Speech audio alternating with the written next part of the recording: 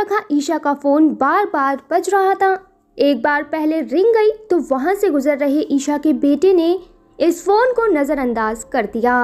इसके बाद वहां से ईशा की सास गुजरी, उसने भी फोन को नहीं उठाया। फोन में लगातार 6 से रिंग बजे, लेकिन आसपास सभी लोग अपना काम करते हुए वहां से निकल गए। पर जैसे ही खुद ईशा वहां पर आई और उसने फोन को बजता हुआ देखा तो तुरंत उसे उठाकर अपने कान से लगा लिया। फोन पर दूसरी तरफ से बात कर रहे एक आदमी ने कहा कि उसका पति समीर अब इस दुनिया में नहीं है। यह सुनकर ईशा के पैरों तले जमीन खिसक गई, उसके पसीने छूटने लगे और उसकी आंखों से लगातार आंसू बह रहे थे। कुछ देर तक ईशा पूरी तरह सुन्न खड़ी रही। इसके बाद अचानक ही ईशा ने तेज तेज रोना शुरू कर दिया। समीर अपने पिता के इलाज के लिए पैसे लेने घर से निकला था, लेकिन अब जब पूरे घर वालों को पता चला कि वह कभी घर वापस नहीं आएगा तो ऐसे में पूरा परिवार फूट फूट कर रोने लगा। घर पर समीर की बॉडी भी नहीं आ सकती थी। जैसे ही ये बात सभी घर वालों को पता चली तो उन्हें और भी ज्यादा दुख हुआ कि अब वह समीर का अंतिम संस्कार भी नहीं कर पाएंगे। धीरे धीरे वक्त बीता और तकरीबन समीर को गुजरे हुए 3 महीने बीत चुके थे। समीर के पिता जो हॉस्पिटल में थे वो भी पूरी तरह ठीक होकर घर वापस आ चुके थे। एक दिन अचानक ही समीर की पत्नी ने देखा कि उसकी सास वसुंधरा रात के वक्त अचानक ही चुपचाप दबे पांव अपने घर से निकल रही थी। घर से निकलने के बाद उसने अपने फार्म से एक बकरी उठाई और उसे अपने साथ लेकर एक पेड़ के अंदर बनी गुफा में चली गई। ईशा ने चुपचाप वसुंधरा का पीछा किया।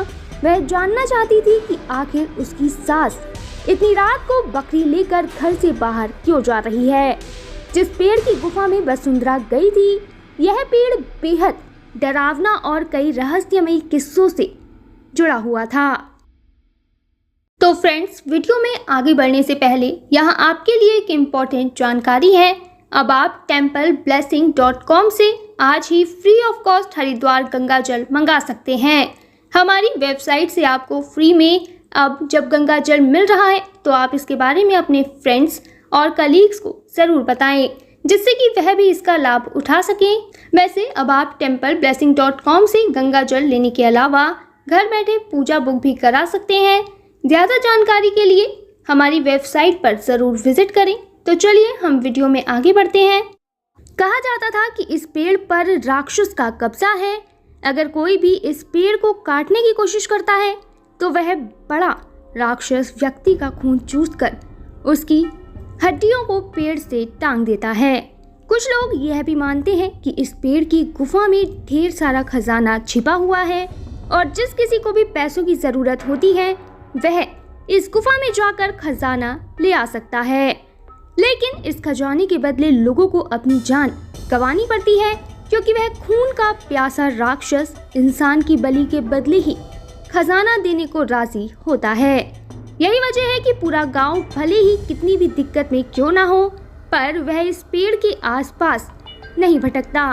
ईशा ने जब अपनी सास को हड़बड़ाहट में उस पेड़ के अंदर और पेड़ से बाहर आते हुए देखा तो वह तुरंत ही उनके सामने आकर खड़ी हो गई।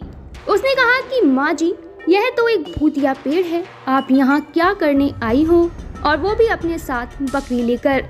ईशा को वहाँ पर देखकर वसुंधरा के हाथ पांव फूल गए, उसकी आंखें फटी की फटी रह गईं, उसके पसीने छूटने लगे। हालांकि वह कुछ बोल पाती इससे पहले ही पेड़ बेहद तेज तेज हिलने लगा। इसके बाद तुरंत वसुंधरा ईशा का हाथ पकड़कर उसे घर के अंदर वापस ले आई। उसने कहा कि बहू, तुम इन सब चीजों के बारे में मत जानो, यह सब बहुत खतरनाक है। लेकिन अगर तुम्हें अपना पति वापस चाहिए तो किसी को भी मत बताना कि मैं उस पेड़ की गुफा में गई थी। यह सुनने के बाद ईशा के मन में एकदम हौल पड़ने लगा। उसे ये जानने की बेताबी हो गई कि आखिर किस तरह उसके चुप रहने से समीर वापस आ सकता है। ऐसे में ईशा ने बार बार अपनी सास से पूछना शुरू कर दिया। सास ने ईशा के बार बार पूछने के बाद बताया कि तुम्हारा पति इस वक्त उस पेड़ में छिपे राक्षस के वश में है और जब तक मैं उसे रोजाना एक बलि दूंगी तब तक समीर जिंदा रहेगा, वरना राक्षस समीर का खून चूसकर उसकी हड्डियों को पेड़ पर टांग देगा। वसुंधरा ने बताया कि समीर ने अपने पिता के इलाज के लिए पेड़ के खजाने को लेने की कोशिश की थी। वह खजाना तो उसे मिल गया और तुरंत तुम्हारे ससुर जी भी ठीक हो गए, लेकिन समीर खुद अपनी जान को जोखिम में डाल बैठा। अब उस राक्षस के पास से समीर को वापस लाने का सिर्फ यही तरीका है कि कोई राक्षस को खत्म कर दे या फिर उस पेड़ के अंदर जाकर समीर के सभी कर्मों को अपने ऊपर ले ले। यह सुनकर ईशा तेज तेज रोने लगी। उसकी आवाज सुनकर घर के सभी लोग इकट्ठा हो गए। इसके बाद पूरे परिवार वालों को पता चल गया कि समीर अभी जिंदा है और राक्षस के कब्जे में है। यह सब पता लगने के बाद समीर के बेटे ने एक बाबा को फोन लगाया। उसने सारी बातें बाबा को बता दी।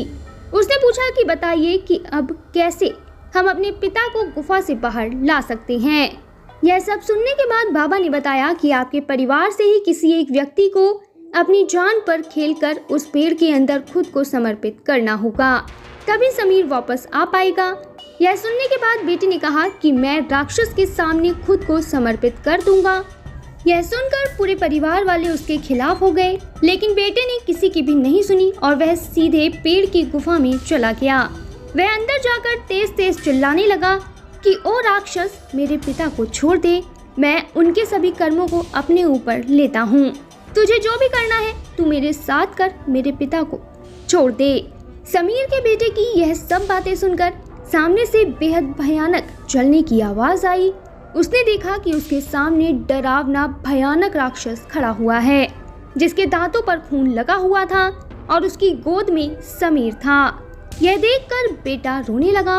राक्षस ने समीर को गुफा से बाहर फेंक दिया और उसके बेटे की गर्दन अपनी मुट्ठी में पकड़ ली। गुफा के बाहर घर के सभी लोग खड़े हुए थे। उन्होंने समीर को उठाया। उन्हें नहीं पता था कि अंदर क्या हो रहा है। वहीं दूसरी तरफ पंडित उनके साथ मौजूद था। पंडित ने अपनी तंत्र विद्या से पेड़ को जलाने की योजना बनाई। ऐसे में उन्होंने चुपचाप पेड़ के चारों तरफ कुमकुम फैला दिया और एक विशेष यज्ञ का बंदोबस्त किया। पेड़ को जलाने के लिए पंडित ने महायज्ञ किया था।